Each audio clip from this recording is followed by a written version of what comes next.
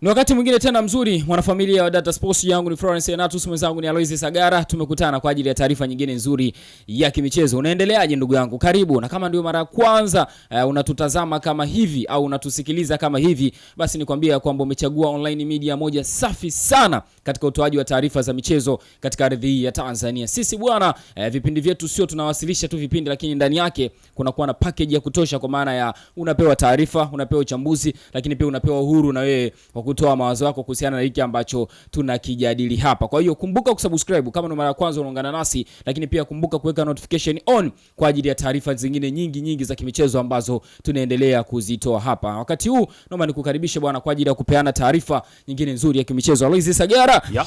Namshukuru Mwenyezi Mungu. Jambo hilo ni la kwanza mimi kulitamka pindi ninapoamka kutoka kitandani. Wengine huwa wanasema usingizi ni nusu kufa. Ya hakika, unajua kila pumzi, yani kila sekunde tunapovuta pumzi ambayo Mwenyezi Mungu ametujalia, tunapaswa kuthamini hicho kitu. Kuna binadamu ambao, kuna wenzetu ambao asubuhi ya leo tayari hatunao tena na walikuwa wazima kabisa wa afya. Kwa Mwenyezi Mungu, hata kwenye group la waandishi wa habari kuna taarifa ya mwandishi wa habari mwenzetu mmoja amefiwa na baba yake mzazi.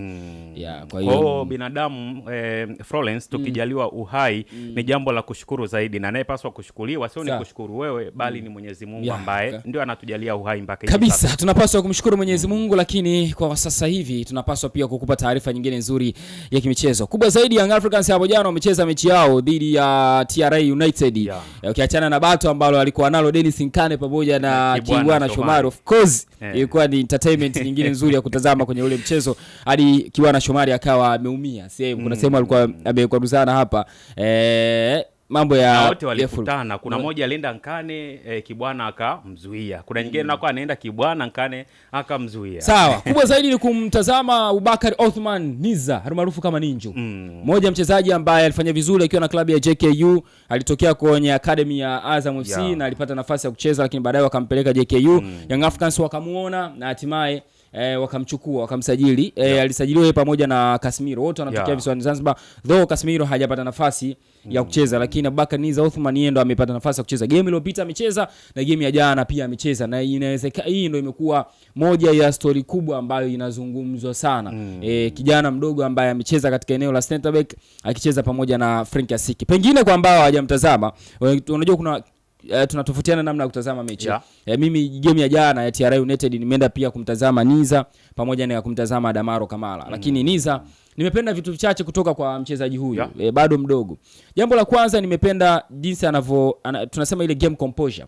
Kwa maana even if utampa mpira Niza under pressure, bado unamuona atafanya vitu sahihi sana. Kuna muda nilikuwa namuona Msheri anampatia mpira, lakini unamuona kuna mchezaji ambaye tayari ameshafanya scanning, kwa maana ameshamuona kuna mchezaji ambaye anakuja kama vile kumpressurize kwenye ule mpira, bado unamuona anatulia vizuri, anatoa pasi. Ila kuna muda pia Frank Asiki anafanya the same, anamrudishia mpira. Unamuona namna gani ambavyo yuko calm, then atafuta mtu ambaye atampa mpira, anafanya jambo sahihi. Lakini pia coverage yake, lakini pia kitu kingine passing accuracy yake, namna ambavyo ana intercept mipira, ni vitu ambavyo kwangu mimi nimeviona kwa Niza Othman. Jambo pekee ambalo nimemuona anatakiwa kuendelea kulifanyia kazi, na nadhani ni kitu ambacho anapaswa kuwa anapewa game time, kwa maana ya kupata muda mwingi sana wa kuwa anacheza. Nimsikiza juzi pia alirecommend kwamba game za FA wao wanachezeshwa wachezaji wazawa kwa asilimia kubwa sana. So tuachane na hayo. Ni ile namna ya kubato na mchezaji mkiwa kwenye move ya kugombania mpira. Yani ulishaona ile namna ambavyo Baka huwa anafanya. Yani mchezaji akiwa na mpira then akajitangulizia, Baka huwa anaenda kustand katikati. Kwamba yeye anakuwa katikati ya mpira pamoja na then anakuwa amewini mpira. Hata kwa Dickson Job the same, anaweza akafanya slide tackling au akaintercept kwa namna moja au nyingine, ile mkiwa kwenye move, kwa sababu mpira ukisha tukitoka kwako then ukasogea mbele, tayari ushakuwa mpira kugombania, tofauti na kwamba ukiwa kwenye miguu yako. Kwa hiyo kwa Niza nimeona hiyo bado ni changamoto. That's why alijikuta amepewa kadi ya njano, kwa sababu ule mchezaji alivyompita tu, niliona hiyo mara mbili. Ile ya pili ndio maana mwamuzi akampa kadi ya njano. Sababu ule mchezaji alivyompita tu wa TRA United akaamua kumpushi, akawa ameanguka chini. Kwa hiyo kwangu mimi nimeona hicho kitu kwamba ile physical strength ya kupambana katika zile balls za kugombania. Kwamba sasa huu ni mpira ambao mchezaji kaweka mbele napaswa kuugombania, kwamba mimi ni wai au nitafute box yote ambayo naweza nikaifanya nikazuia huu mpira usifike kwenye kwetu. Nadhani ni kitu ambacho kwangu mimi nimeona anapaswa kukifanyia kazi, na ndio weakness kubwa ambayo mimi nimeiona kwake. Ila mengine kama center back anatimiza vizuri, kwa sababu timu ikiwa na mpira, kwa maana ya ikitoka kwake akachukua Damaro Kamala akapeleka mbele, na jana nimemuona box to box midfielder Duke Abuya. Niliwahi nikamwambia Duke Abuya, ili umfaidi vizuri Duke, mwache acheze kama namba 8. Yaani azunguke maeneo mengi, yatoke huko aende huko. Yaani ukimweka fixed area kuna baadhi ya vitu utaviona kwa Duke. That's why hadi jana kaondoka kama man of the match. Sio kama uliangalia game vizuri. So nadhani ile Yanga wanapokuwa in possession, kwamba wameshaenda mbele, unaona namna gani ambavyo Niza anajiposition sehemu ambayo ni sahihi, namna ambavyo kingine kizuri kutoka kwake, ana chemistry pamoja na yule mtu ambaye yuko naye, just like mtu ambao wanafahamiana kwa muda mrefu sana, kwamba yani kwa mtu ambaye sasa anatazama mpira vizuri, kwamba akishamuona Sinki kasogea sehemu fulani, yeye anatafuta engo ambayo atajiposition na kuifanya timu iwe katika shape nzuri ya ulinzi, kuwapa ugumu wale wapinzani washindwe kujua. Yani unajua unampa ugumu mpinzani hata akiwa anaangalia hivi anaona kama vile kuna idadi nyingi ya wachezaji nyuma, kumbe hamna, bali kuna wachezaji wawili ambao wametengeneza shape yao vizuri, kwa hiyo ikawa hata ngumu kumuona Abu Twalib Msheli. Nimependa sana hiyo, lakini hata wakiwa out of possession anarudi vizuri katika shape ya ulinzi ya Young Africans. That's why ikawa hata iza kublock mipira. Ile changamoto ambayo nimekuelezea Alois Agala pamoja na mtazamaji wa Data Sports, kwangu mimi Florence ambayo nimeiona ni ile namna ya uwezo wa kubato katika ile mipira ya kugombania. Umegusa maeneo mengi ya kiufundi kumhusu Abubakar Nidha Osman, wengi tunamuita Ninju. Unajua Zanzibar wamekuwa wakiitwa majina ya tunasema nicknames. Ni kama wa Brazil kwa mfano Casemiro. Yani zinakuwa ni nickname. Yani mara nyingi unakuta sio majina yao halisia. Sasa umemzungumzia kuhusu kwenye weakness yake kuhusu kutokuwa more fiziki, kwamba bado hajajijenga vizuri, yani kuwa na ile stability ambayo inakuwa inampatia opponent wake ugumu wakati anawania mpira.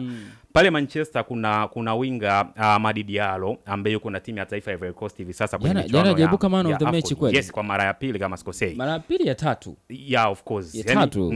Kwa hiyo Amadi Diallo alikuwa ni mchezaji ambaye ana kasi, anaweza kuwin 1v1 situation, lakini akikutana na defender ambaye anakuwa ni more fiziki, anakuwa anapata tabu sana kumpita yule mlinzi. Sasa kitu ambacho Ninja uko nacho hatuwezi tukamjaji sana, kwa sababu yeye bado age yake ni ndogo. Kwenye age yake tunasema ni room ya kujifunza na kukosea. Yani ni lazima pia kocha, mashabiki, benchi la ufundi, viongozi, kila mtu afahamu kwamba kwa age ambayo yuko nayo Ninja lazima tumpatie room, tunaita room to learn. Na yani room to learn, kwenye kujifunza, chumba cha kujifunza, kuna vitu atapatia, kuna vitu atakosea. Sasa kama mwalimu lazima ujue kumbadilisha kwenye vile vitu ambavyo anakosea, vyote vije kwenye kupatia zaidi. Sasa Ninja kitu ambacho anapaswa kukifanya hivi sasa ni kujijenga zaidi kwenye mazoezi ya gym. Sababu mazoezi ya gym mara nyingi ndio mazoezi ya kuimarisha mwili na kujenga mwili. Unakumbuka kuna kipindi Pacome kwa tunamuona amekuwa soft sana. Kuna nyakati tukamwona yuko busy sana gym. Kuna nyakati pia Clatous Chama akiwa Simba, baada ya kaja Yanga alikuwa anafanya na trainer mmoja maarufu sana, anafanya mazoezi na wachezaji. Tukamwona Chama yuko na trainer yule. Watu wakaanza kujiuliza, Chama saizi amekuwa more fiziki. Ni kwa sababu aliwekeza muda mwingi kufanya mazoezi gym, yakamjenga na kuimarisha mwili wake. Kwa hiyo hata Ninja pia ana room hiyo. Watu kama hao trainers wapo, hata Yanga pale nina imani wako naye yule mtu ambaye alitoka South Africa. Wako naye pale, wewe mwenyewe ukimtazama bodi yake imejijenga kifiziki zaidi. Ukimuona unajua ni sports person. Kwa hiyo Ninja pia ana room ya kutumia, kwamba ndio mimi saizi na weakness ya kutokuwa bora sana kwenye kuania mpira, ninapaswa kwenda gym na kujiimarisha. Ninja mimi nadhani kuna siku tumekuja hapo ofisini nikawaeleza kwenye mchezo wa KVZ, nikwambia kuna mchezaji kama Shombe hivi anaitwa Ninja pale Yanga. Sasa ile game ya kwanza mimi nilimtazama kidogo sana. Nilivyoona jana first 11 imetoka, nikasema Ngoja nikamtazame bwana mdogo. Sasa mimi nilivyomtazama tu kwenye game ya KVZ, unajua tulikuwa tujamfaidi sana kwenye michezo miwili ambayo amecheza dhidi ya KVZ na mchezo hapo jana dhidi ya TRA United, tumemfaidi kwa asilimia kubwa. Mimi nilivyomtazama kwenye mchezo wa kwanza dhidi ya KVZ, Ninju nilifanya kunoti vitu vichache na vingi vyao umeweza kuvizungumzia kuhusu issue ya decision making. Amekuwa mzuri sana anapokuwa hana mpira, lakini pia akiwa na mpira mguuni kwake anafanya maamuzi ambayo ni sahihi zaidi. Nimemtazama kwenye engo ya kufanya covering, pia ni mchezaji mwenye kasi pia, kwa sababu huyu tunamzungumzia ni versatile player. Anacheza kama center back lakini pia anaweza kucheza kama left back kwa maana ya mlinzi wa kushoto. Kwa hiyo ni faida pia ambayo Yanga wako nayo. Ikitokea kuna siku walinzi wao wanaocheza upande wa kushoto wamepata matatizo kama majeraha au vinginevyo, yeye anaweza kwa switch kutoka center back akasogea pembeni kucheza kama left back. Kwa ni faida nyingine ambayo wako nayo. Kwenye vilabu vyetu hivi vikubwa vya Simba na Yanga, kuna nyakati ambazo hawa wachezaji ambao wanakuwa na umri mdogo wanaingizwa kwenye kundi la wachezaji kama wale ambao tunasema katikati ya elite players ndani ya Yanga. Kuna nyakati ambazo huwa hawaaminiwi sana. Sasa ili waaminiwe mapema ni lazima waonyeshe kile kitu ambacho wako nacho. Nina uhakika Pedro Gonçalves ameshamuona Ninju kwenye michezo yote miwili. Watakaporejea wakina Ibrahim Baka, akina Mwamnyeto, akina Dickson Job, still kocha Pedro Gonçalves bado ataweka alama ya kujiuliza kwa Ninju kwamba huyu nilimshuhudia kwenye michezo miwili either na mingine ambayo itaendelea, maana opponent anayefuata ni Singida Black Stars. Lazima atakuwa yuko kichwani mwa kocha kwamba kuna mchezaji nimemuona kwenye michezo miwili anatimiza zaidi mipango kazi yangu, hebu ngoja nijaribu kumpatia game ya leo nione atafanya kitu gani kingine, ni kitu gani atakiofa ndani ya timu. Bana, Alois Sagala huyo na mimi ni Florence Senatus, tulikuwa tunamtazama bwana mdogo anaitwa Bakari Othman Niza Othman. Na hivyo ndivyo ambavyo sisi wengine huwa tunautazama mpira. Inawezekana wewe umeona mambo mengi, Yanga akacheza vizuri, Pacome kakiwasha, kuwa kati ya chuma, lakini mengine hayo hatukuweza kuyatazama vizuri sababu tulikuwa tuna watu wetu ambao tunawatazama uwanjani. Bakari Othman Niza umezungumza vizuri. Sasa mimi moja ya changamoto kubwa hivi vilabu ni kuwapa nafasi ya wachezaji kucheza kwenye ukitoa mechi za Mapinduzi. Kuna FA Cup maybe wanaweza wakacheza kwa sababu wanaanzaga na zile timu ambazo zina madaraja ya chini sana. Wanaweza wakapata nafasi ya kucheza, lakini wasiwasi wangu muda wa kuendelea kucheza unawezekana ukawa mdogo, na kuwezekana kuwa mdogo au shangai. Kwa nini? Kwa sababu ya ukubwa wa timu ambayo wanaichezea. Sio timu ya majaribio. Ni timu ambayo kwao matokeo ya ushindi ndicho ambacho wanakihitaji na ndicho ambacho kipo kwenye akili ya kocha wao mkuu. Kwa hiyo kikubwa kingine ni kwamba anaweza akapata nafasi ya kucheza.